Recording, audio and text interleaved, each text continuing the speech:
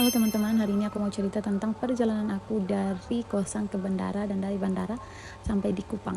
Nah, sebenarnya flight aku tuh jam 2 pagi, tapi pas waktu itu aku berangkatnya dari kosan jam 6 sore karena aku gak mau ketinggalan flight dan aku takut karena ini baru pertama kali aku jalan sendiri, jadi aku harus siap-siap lebih awal dan walaupun nunggu di bandara gak apa-apa daripada ditinggal flight kan. Nah, ini aku lagi di perjalanan ke bandara. Ini tuh kalau nggak salah jam 7-an. Karena aku takut ya, kita nggak tahu juga di jalanan itu ada misalnya ada natural disaster gitu kan, kita nggak tahu, jadi aku lebih ambil keputusan untuk pergi lebih awal.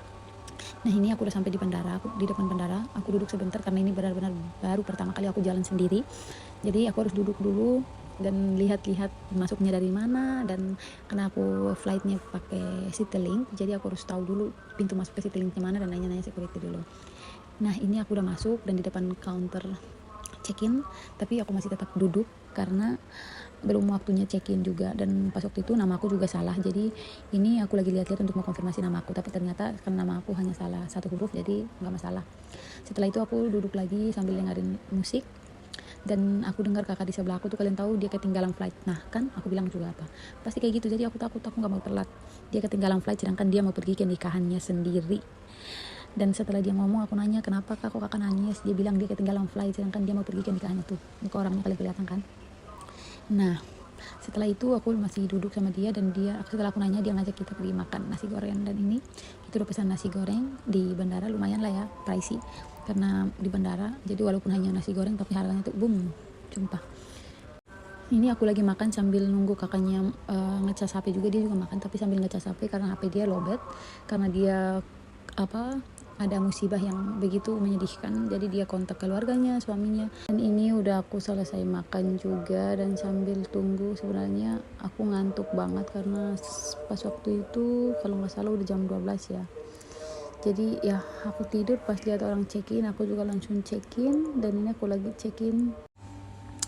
Dan setelah check-in aku langsung jalan menuju ruang tunggu karena agak lumayan jauh, apalagi aku bawa tas yang berat, so aku jalan pelan-pelan untuk ke ruang tunggunya dulu.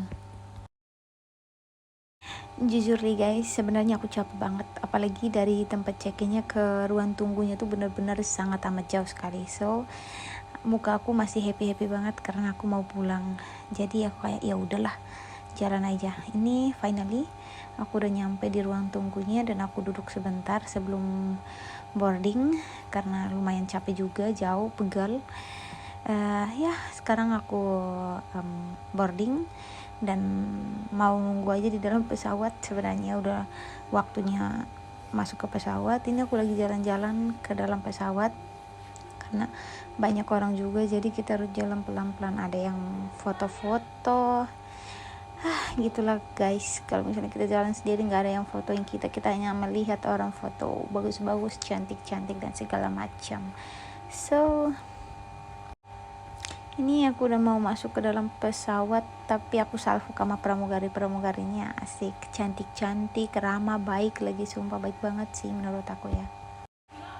Ini aku udah di dalam pesawat dan kita lagi nungguin yang lain biar terkumpul semua dulu, jangan sampai ketinggalan pesawat, kasihan ya, mereka udah beli tiket mahal-mahal. So seperti itu.